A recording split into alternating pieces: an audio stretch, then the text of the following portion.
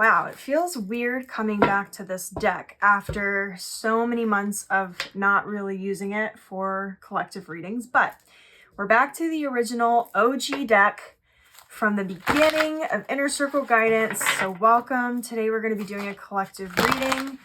Wow, these cards are ginormous in comparison to the other ones. Let's find out what the circle needs to know today.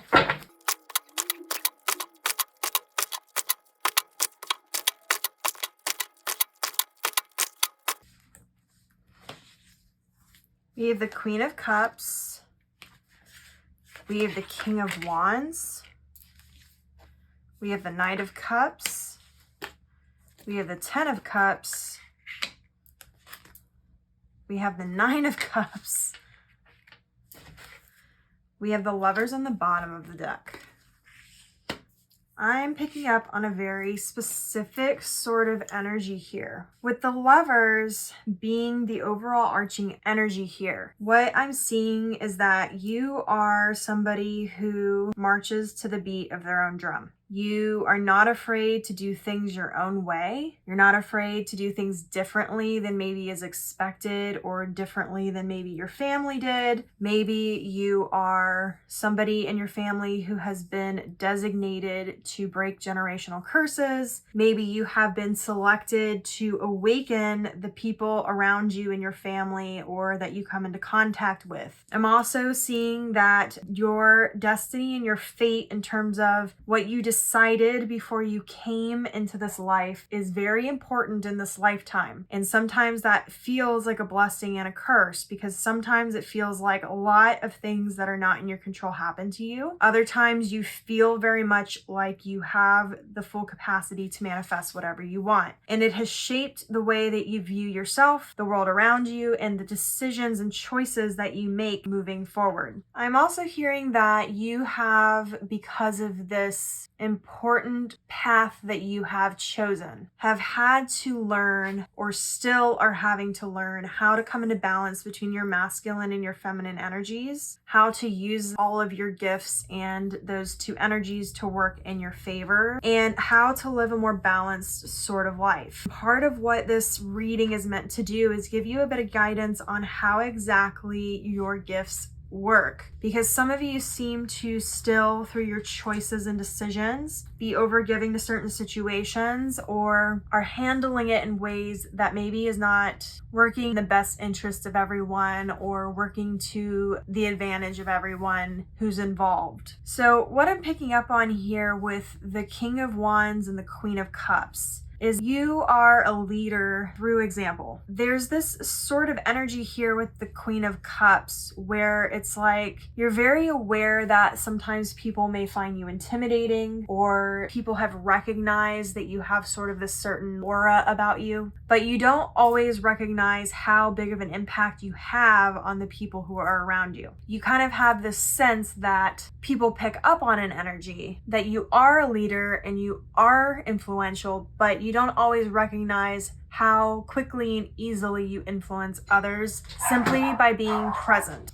You're very in tune with your environment. You are very sensitive to the energies around you. You very much know how to wield the energies around you, but you don't recognize how that really shifts the perspective of other people and how it influences them. You have a lot more eyes on you than you realize, and your ability to shift things actually happens much more naturally than you recognize. You have a tendency to change people's lives simply by walking into a room, simply by being present, simply by giving someone your time and attention. I'm hearing that a lot of you have tried in the past to communicate. I'm trying to figure out how to word this. It's like, because you have picked this journey that is very designated to kind of continuous spiritual awakening and to sort of being a pioneer in that area where you are helping to lead others, you felt very alone and misunderstood, maybe even your entire life. But I get the sense that a lot of people easily connect to you. You don't always easily connect to other people. With that being said, there's this energy of feeling like you have to over-explain yourself sometimes. like you have to constantly communicate. What I think you don't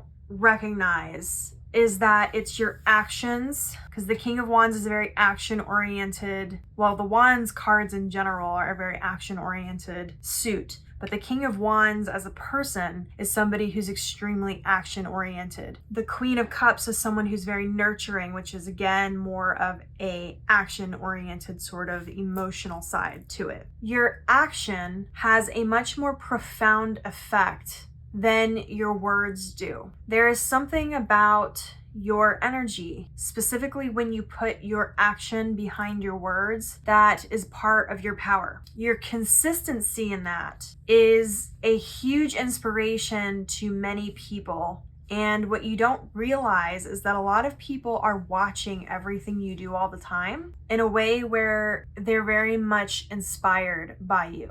You literally are leading through example, rather than words, rather than talking, or rather than trying.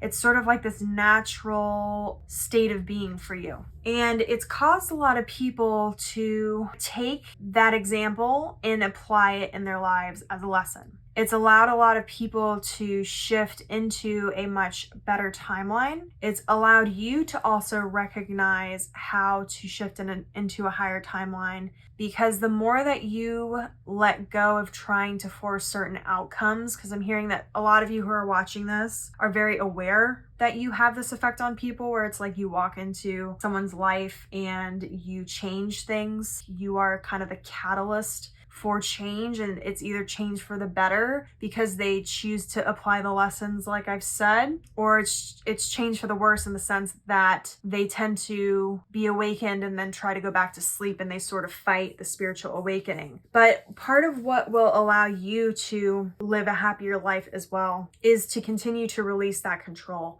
and sort of just be in this state of allowing other people to make their own decisions and mistakes, but also knowing that things can be better, and giving the wisdom through action and through conversation too, but mostly through your actions. One thing that I think would benefit you is if you focus your time and energy on yourself in the way that you have given that time and energy to other people. That will allow you to be more in alignment with what it is you desire. Now, one thing that I'm seeing here is that you are on the right path at this time, but there's still sort of this lack of knowing, self-knowing that I'm picking up on here. I don't know if it's a doubt per se, or if it's something that you need to learn about yourself that's really going to help you, that has to pertain to this particular gift. I am hearing that this particular gift you have is part of your life purpose. So if you've been searching for your life purpose, or it's been unclear to you, or you feel like your purpose has shifted because you've achieved one thing and now you're shifting to another, take some time to reflect and really figure out where in your life things can be better than they already are. Don't go backwards. Don't go back to places you've outgrown, because that's really not going to benefit you just because you want to be better understood. Don't try to dim your light because you'd rather feel more understood. You will find your group of people when you're meant to find it, but part of that is going to be fully understanding these gifts that you have in the way that you have been sort of the catalyst for change in general. So if this reading resonated with you, don't forget to like this video and comment your affirmation down below. Your affirmation for this reading is, I am a leader through example.